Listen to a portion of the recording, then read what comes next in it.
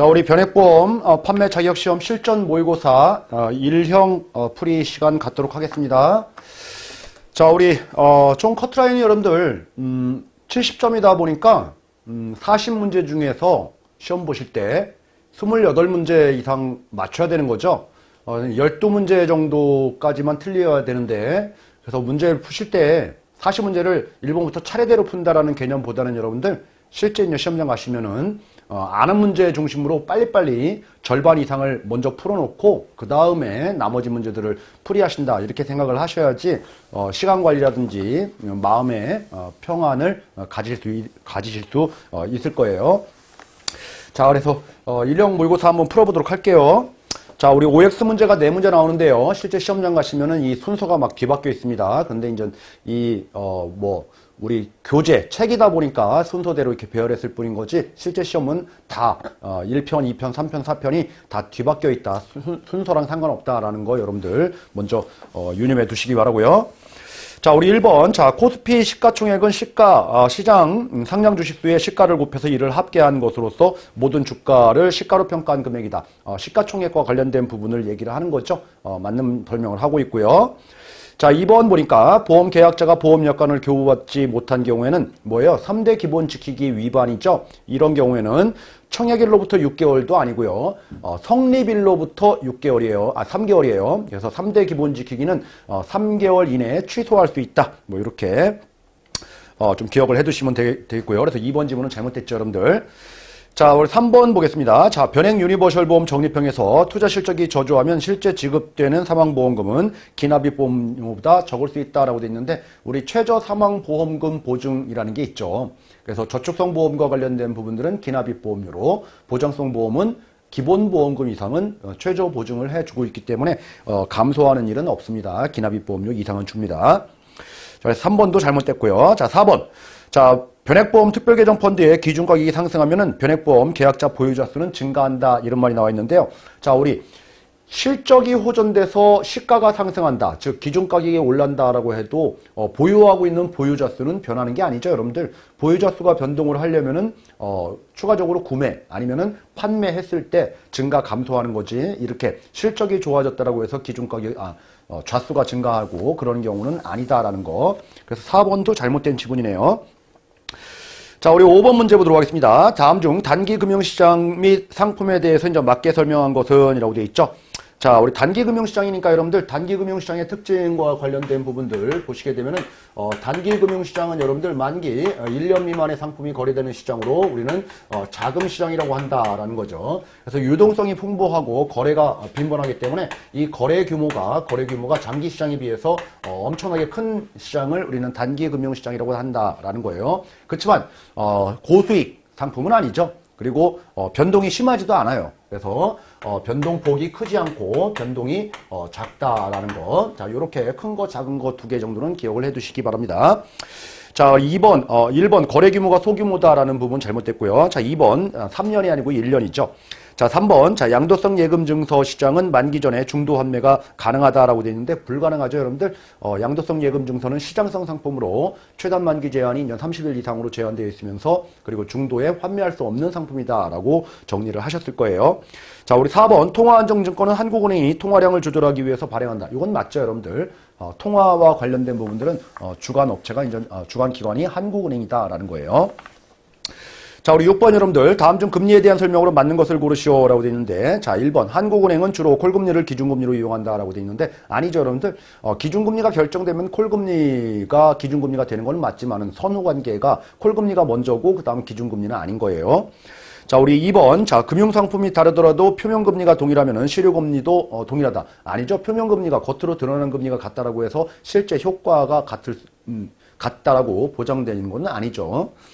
자, 우리 3번 실효금리는 명목금리에서 물가상승률을 차감해서 계산한다라고 했는데, 이런 지문이 좀 잘 나와요. 그래서 여러분들 실질금리는 우리가 명목금리에서 물가상승률을 뺀 금리다, 이렇게 얘기를 해야 되는 거지 실효금리라고 표현하면 안 되겠죠. 자, 한국은행은 연말에 기준금리를 결정한다. 이건 맞는 설명이네요. 그래서 한국은행 기준금리와 관련된 부분들은 최종 목표는 이제 물가 안정 목표제를 채택하고 있다. 그리고 국내 경제 사정이라든지 국외 경제, 경기, 물가 동향 등을 고려해서 종합적으로 기준금리를 결정한다는 내용. 그리고 연말에 결정한다는 내용. 그리고 기준금리가 결정되면은 실물 경제에 6 내지 12개월 영향을 미치고, 그리고 콜금리에는 즉시 영향을 미친다. 뭐 이런 기준금리와 관련된 내용들은 여러분들 다 꿰고 계셔야 돼요. 자, 우리 7번 보겠습니다. 다음 중 전환사채와 교환사채의 공통점에 해당하지 않는 것을 고르시오라고 되어 있는데, 자, 우리 전환사채와 교환사채는 여러분들 주식으로 바꾸는 것은 똑같아요. 그런데 그 채권을 발행한 회사의 주식으로 바꾸는 것이 전환사채인 거고, 발행회사가 가지고 있는 타 회사 주식으로 바꾸는 게 교환사채죠. 그러니까 차이점은 뭐냐면은 어떤 주식으로 전환되느냐, 바뀌느냐, 요게 차이예요. 그래서 발행회사의 자본금이 증가하는 것은 전환사채인 거지 교환사채가 아니죠. 그래서 발행 주식에 발행회사의 자본금이 증가한다, 요게 공통점이 아니다라는 겁니다.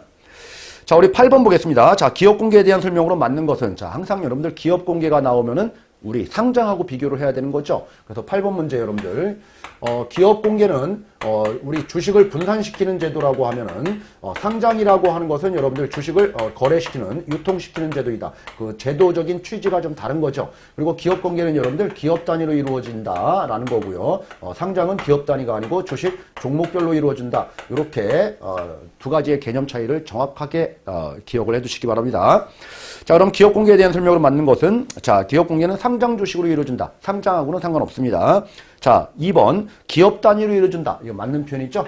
기업 단위로 이루어진다. 채권 발행이 아니죠. 주식하고 관련 있는 거고요. 자, 4번 신주 공모는 일반 투자자에게 차등화된 조건으로 공모할 수 있다라고 되어 있는데, 우리 여러분들 기업 공개 방식에 두 가지가 있죠. 구주 매출이라는 게 있고요. 그리고 신주 공모라는 게 있는데, 우리가 신주, 새로운 주식을 찍어낼 때는 일반 투자자에게 동일한 조건으로 우리가 공개 모집을 해야지 차별화된 조건으로 하게 되면 안 되는 거예요. 자, 우리 9번 보겠습니다. 다음 중 불공정 거래 행위 방지 제도, 불공정. 뭔가 냄새가 안 좋죠, 여러분들. 자, 1번 시세 조정 안 된다. 미공개 정보 이용하면 안 된다. 자, 3번 프로그램 매매. 이 프로그램 매매라고 하는 것은 여러분들 뭐예요? 컴퓨터 처리 기법으로 여러분들 내가 직접 주문 넣지 않아도 시장 상황의 변동에 따라서 주시해서 시점이 되면은, 예를 들어서 뭐 가격이 떨어졌다, 아니면은 거래량이 급증했다, 이런 시그널이 오면은 컴퓨터를 통해서 자동적으로 거래하는 제도로, 이런 제도를 뭐 금지하는 제도도 있어요. 일단 정지하는 거. 자, 이런 것들은 여러분들 불공정한 게 아니에요. 불공정한 게 아니고 제도적으로 만들어 놓은 장치인 거지, 불공정 거래 행위 방지 제도에는 속하지가 않죠. 자, 다음 4번 단기 매매 차익 반환 제도, 이런 것들은 불공정한 거래 행위가 되는 겁니다. 자, 우리 10번 보겠습니다. 자, 일반적인 금융투자회사에서 취급하는 펀드와 관련된 종류죠. 그래서 투자신탁과 투자회사 두 가지가 있다. 자, 신탁이라는 것은 여러분들 계약관계와 관련된 거고요. 자, 투자신탁의 우리 투자한자의 지위를 우리는 수익자 이렇게 얘기를 하는 거고, 회사 형태의 펀드가 바로 투자회사죠. 회사에 나입한 사람들은 주주의 지위를 갖게 되는 거죠. 그리고 이제 둘 다 똑같이 이제 펀드다 보니까 자본시장법의 규율도 똑같이 이제 받게 됩니다. 아울러서 여러분들 관리 감독과 관련된 규정으로는 회사다 보니까 회사법, 상법상 우리가 법적 제한을 받아요. 그러니까 이 주주들이 알아서 자율적으로 규율하면 되는 건데, 우리 투자 신탁과 관련된 부분들은 법적 법인격이 없거든요. 신탁은 계약이에요, 말 그대로. 그러니까 투자자 보호 차원에서 취약할 수가 있기 때문에 엄격한 관리 감독이 요구되는 게 바로 투자 신탁이다라는 거예요. 자, 그러면 여러분들 우리 통제 제도와 관련된 부분이 좀 잘못됐죠, 여러분들. 주주 자율 규제는 투자 회사 쪽으로 얘기하는 거고, 감독기관의 감독은 투자 신탁 쪽으로 얘기를 해야지 된다라는 겁니다. 자, 우리 11번 보도록 하겠습니다. 다음 중 우리나라의 개인소득 과세 방식에 대해서 이제 맞게 설명한 것을 고르시오라고 돼 있는데, 자, 1번 보니까 양도소득은 종합소득에 합산과세된다라고 돼 있는데, 요거 좀 잘못됐죠, 여러분들. 우리는 종합소득이라는 게 있고요. 그거 이외에 별도로 분류과세되는 소득을, 우리는 퇴직소득과 양도소득은 종합소득에 합산되는 게 아니고 분류과세된다, 이렇게 얘기를 하죠. 자, 우리 2번, 자, 배당소득과 이자소득에 대해서는 열거주의를 채택하고 있다라고 되어 있는데, 자, 소득세법이 열거주의지, 그 중에서 이자 배당은 예외적으로 유형별 포괄주의를 채택하고 있죠. 자, 3번, 자, 금융소득이 2천만 원 이하인 경우에는 14%로 원천징수된다. 자, 금융소득과 관련된 부분이죠, 여러분들. 원천징수 대율은 14% 맞네요. 그리고 2천만 원 기준 맞죠. 자, 4번 상속으로 인한 소득에 대해서는 유형별 포괄주의에 의해서 과세한다. 우리 상속세와 증여세는 여러분들 완전 포괄주의지 유형별 포괄주의가 아니죠. 자, 그래서 정답은 3번이 되겠네요. 자, 우리 12번. 다음 중 금융소득에 대한 과세 방법에 대해서 틀리게 설명한 것을 고르시오라는 거예요. 자, 우리 1번. 2천만 원 이하라고 하면은 14%로 다 끝나니까 만약에 1천만 원이라면은 14%로 분리과세된다. 맞는 말이고요. 자, 우리 2번 보니까 금융소득 종합과세 적용되는 기준금액은 개인별로 따지죠. 맞죠? 자, 3번. 자, 금융소득이란 이자소득을 말하며 배당소득은 포함되지 않는다라고 되어 있는데 배당소득도 포함되죠. 자, 4번 2천만 원 기준으로 따진다. 그래서 3번이 잘못된 지문으로 이렇게 되어 있죠.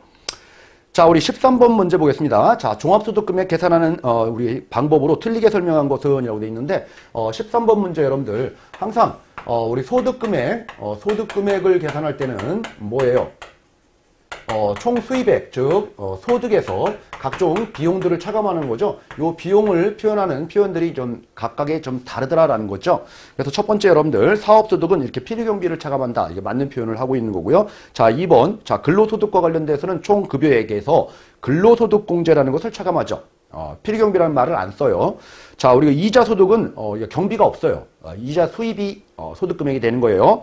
자, 4번 연금소득과 관련돼서는 총수입 연금액에서 필요경비를 차감하는 게 아니고 연금소득공제를 차감하는 거죠. 그래서 연금소득금액과 관련된 부분들은 여러분들 잘 기억을 해 두시기 바랍니다. 총 연금액에서 우리가 필요경비를 차감하는 게 아니고 연금소득공제 근로소득공제처럼 이렇게 차감을 하는 거지 필요경비라는 표현을 쓰면 안 된다라는 겁니다.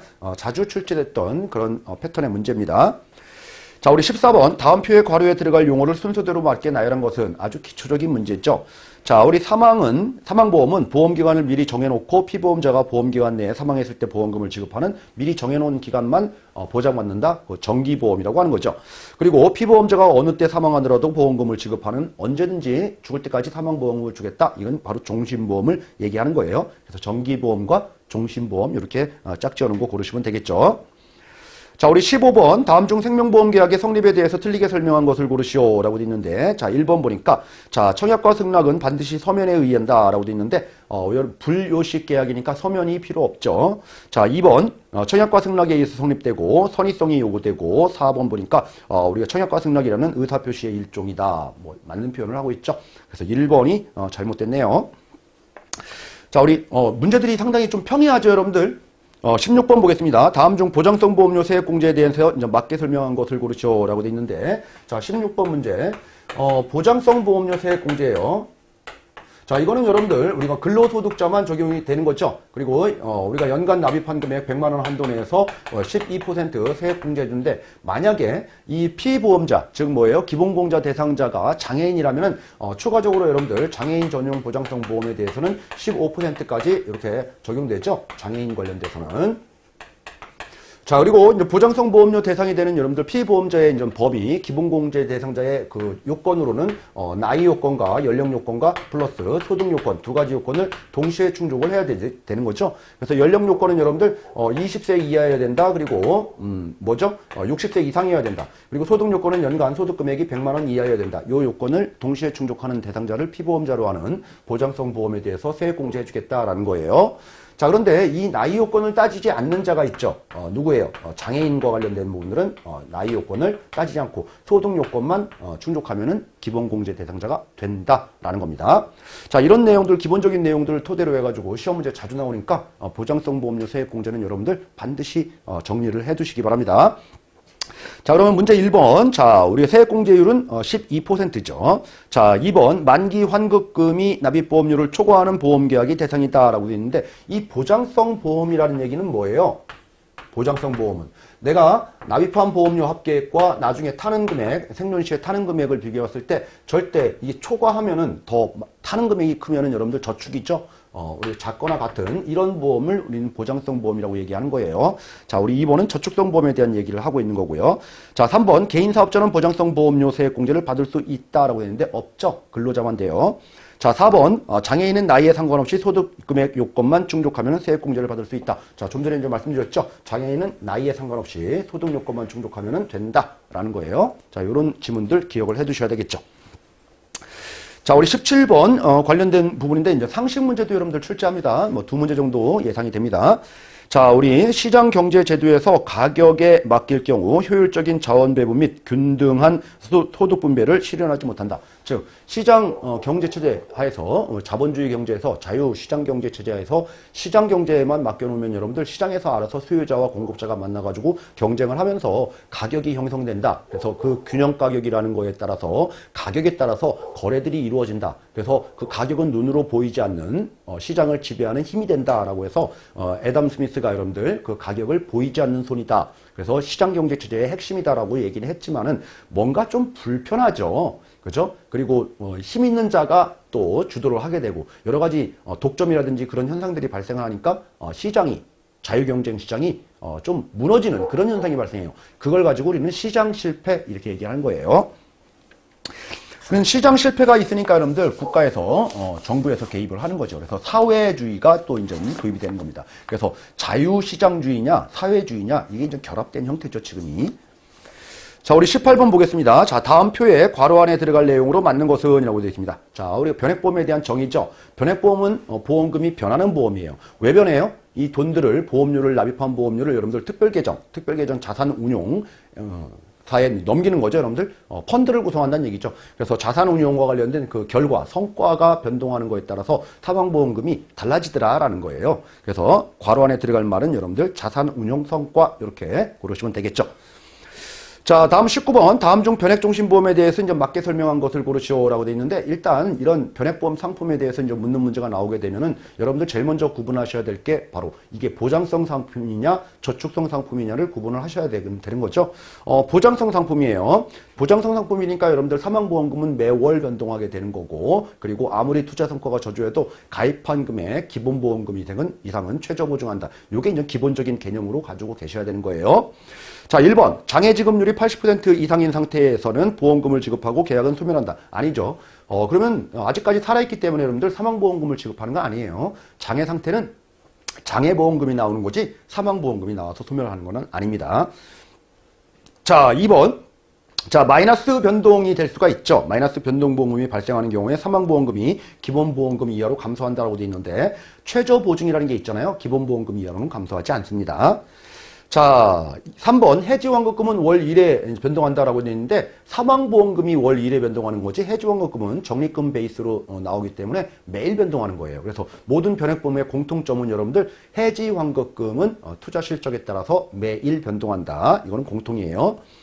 자, 4번 적립금에 대해서 최저 보증률이 없다. 우리 특별계정에서 운용하니까 여러분들 적립금이 그 운용 성과, 그 이율에 따라서 변동하는데 그 이율은 마이너스가 발생할 수도 있는 겁니다. 따라서 이율을 보증해 주지는 않아요.